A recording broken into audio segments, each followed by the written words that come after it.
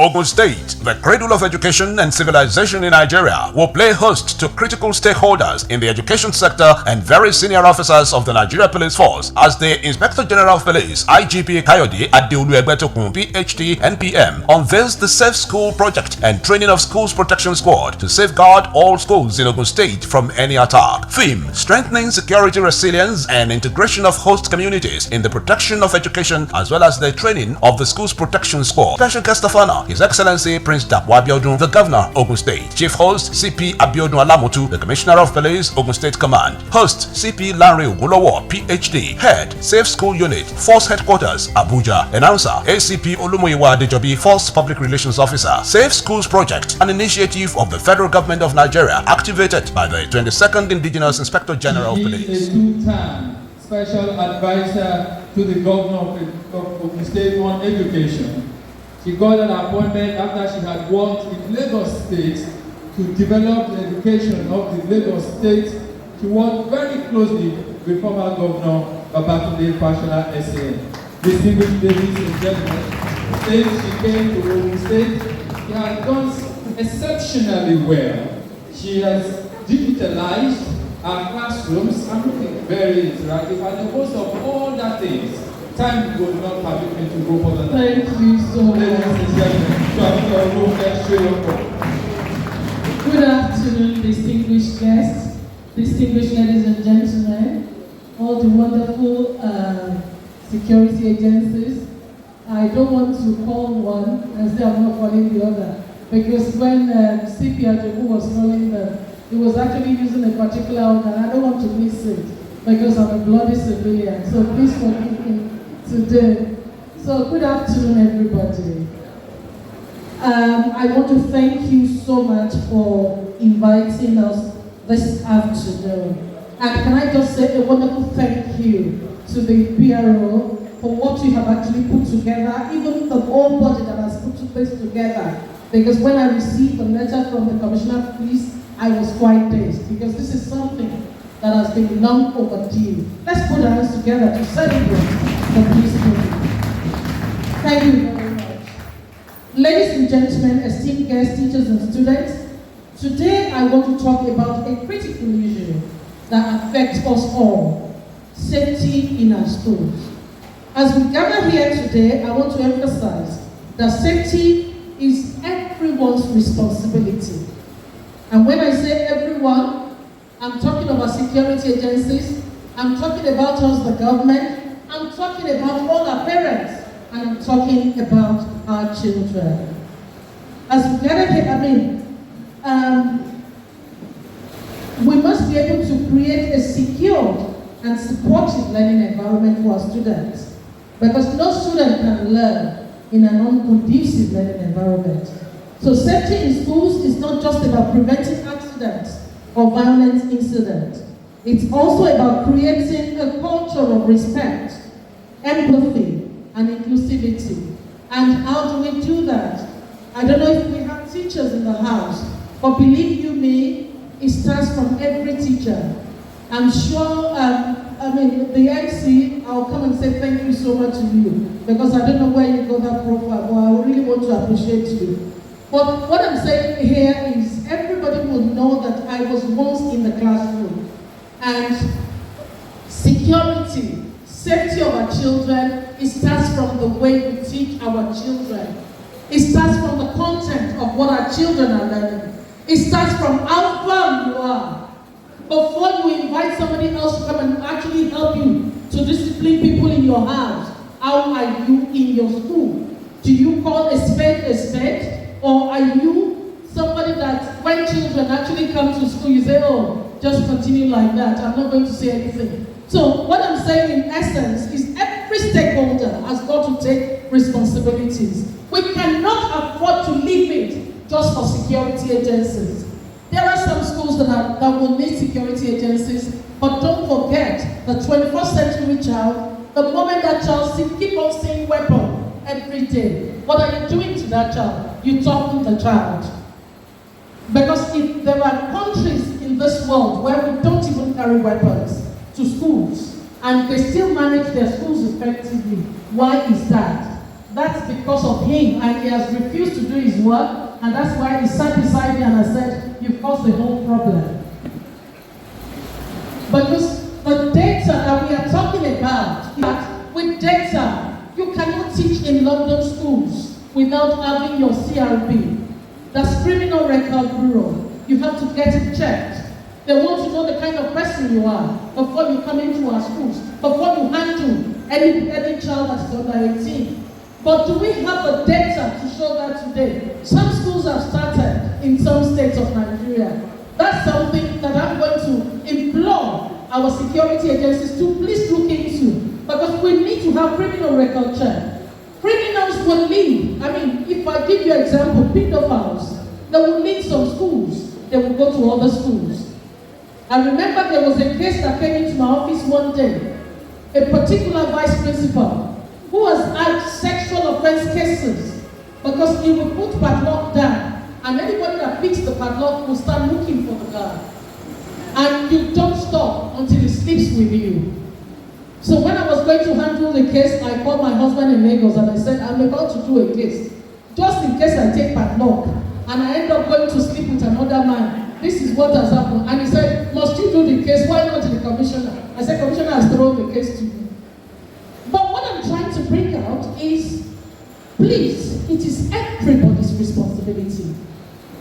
We all have to call a spade. The 21st century child needs a lot of discipline. Police cannot do everything for us.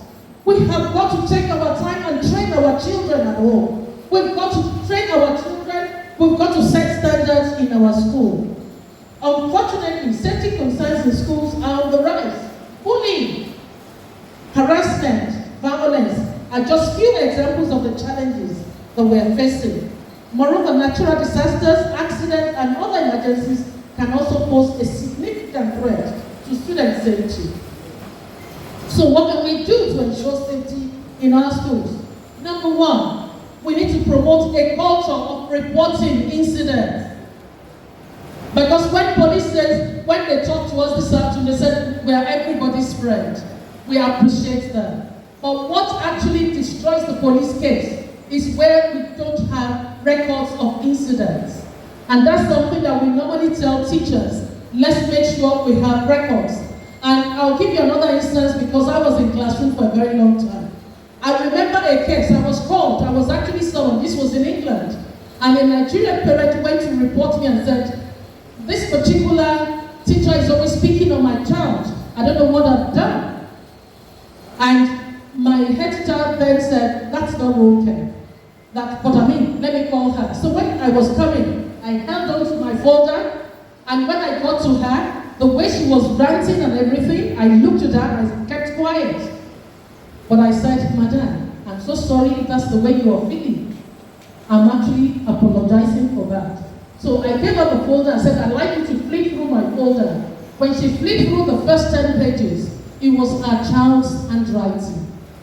As a result, she said, this child is something else in school, is something else at home. I said, Madam, put your house in order before you come and make noise in the school. Because as parents, a lot of us are not putting the house in order again. We are leaving everything for teachers, we're leaving everything for the school. Every stakeholder needs to go back home and reflect. Is it all about money? Where is the father in this business? Where is the father in the scene? How long are we going to? And another thing is, where are the role models for our children? The 21st century child is not seeing the right role model. We've made towns to be the role model of our children. We got to a school, the commissioner and I got to a school, and when we got there, we said, why have you not been coming to school? The child said, me shedekin. I said, okay, so they are doing the roofing of your house. That is supposed to be for your dad or your mom. He said, no, emini. And this was SS1 child who is into Yahoo, who is saying to us that I am the owner of the house. So that's to tell you the problem that we have in schools.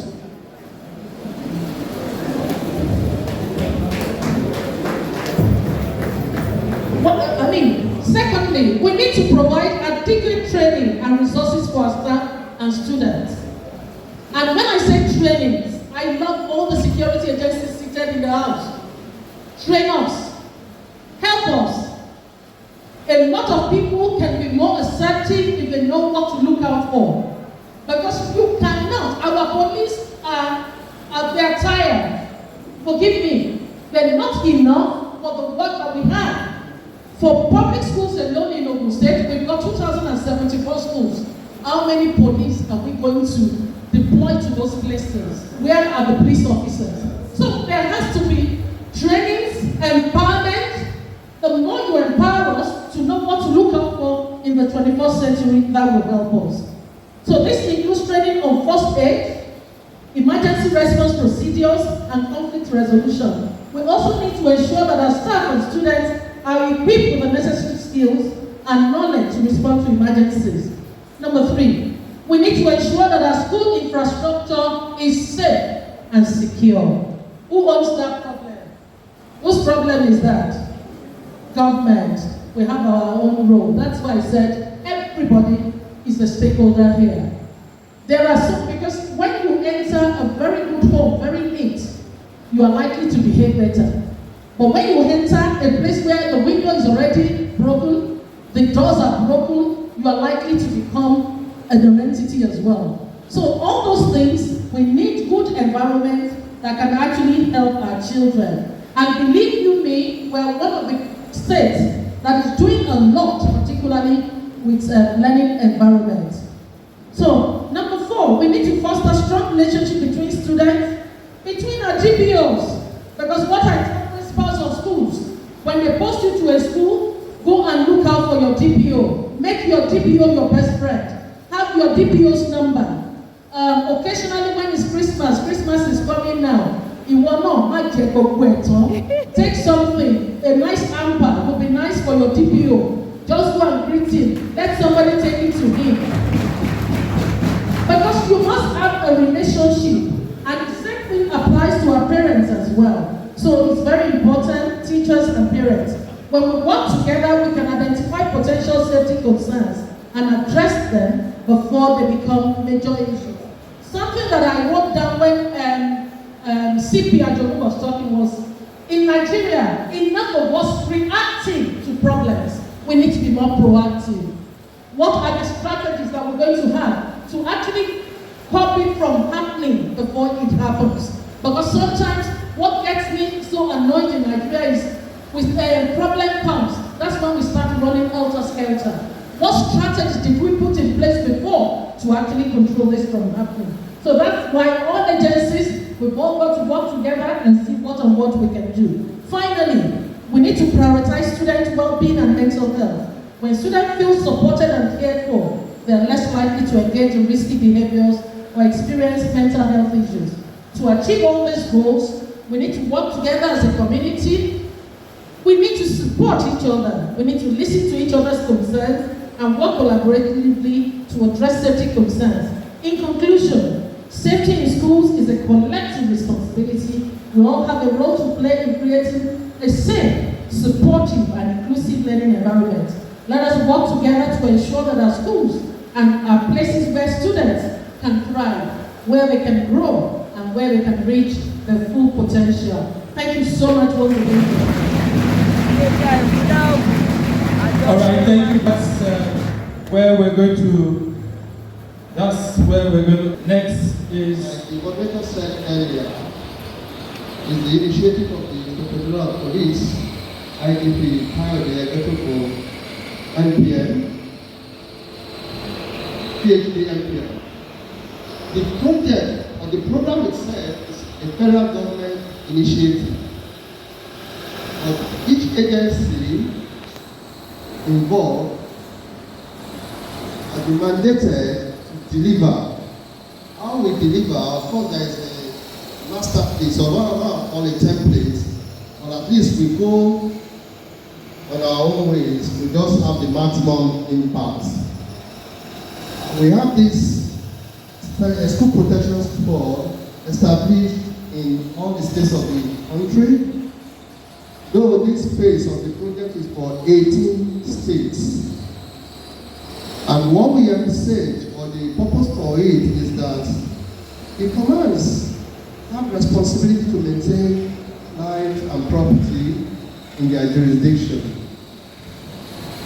The SPS, School Protection Squad, is just an elevated addition, so to say, to what the command can do. Because we expect that if there are issues, then we should have this squad to respond to such. I would say very soon we will have another training for the SPS team, hopefully at Ilarogo, because we are starting the one for some six states on December 5. That's just next week. It's a 2 weeks intensive practical training, basically for rescue operation and such other things. We are having for FCT, Niger State, Nasarawa State, Benue, Plateau State, Kaduna, and one other state. 6 states, just a 2 weeks program.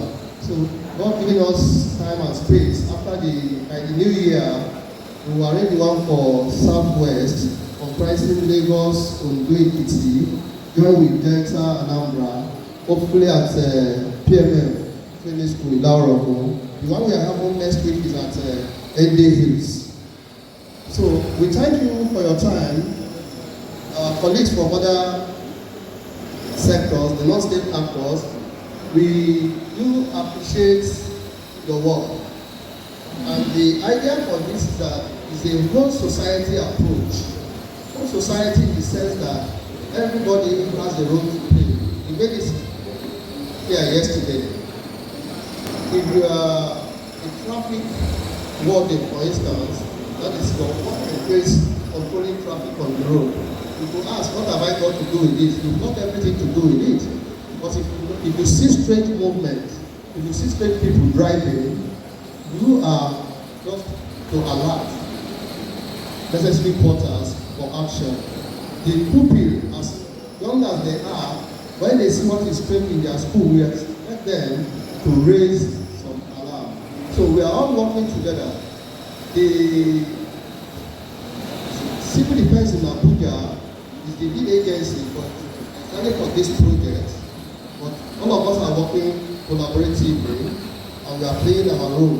We are all very significant partners in this. So thank you for your efforts and thank you for everybody that has been here. I won't want to take much of our time. I'll let the moderator continue with a question and answer session. But I just want to say this, which I'm supposed to say at the onset. Thank you and God bless. Thank you very much. Yes, sister, resource person. Resource person, speak there. Madam.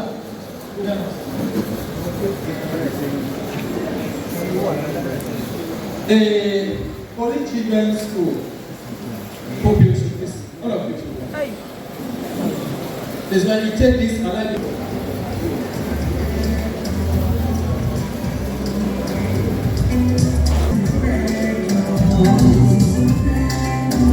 alright, have you taken it? Okay, you can go just. Okay, who is that?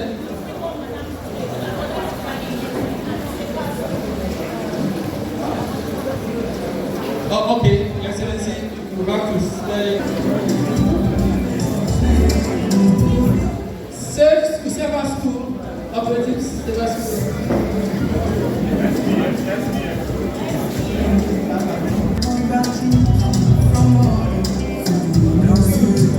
Academians, friends of the Nigerian police, our resource person, sister security agencies, members of the press, and our dear children. How can I thank you? I stand here in humble humility to say a very warm thank you for your patience.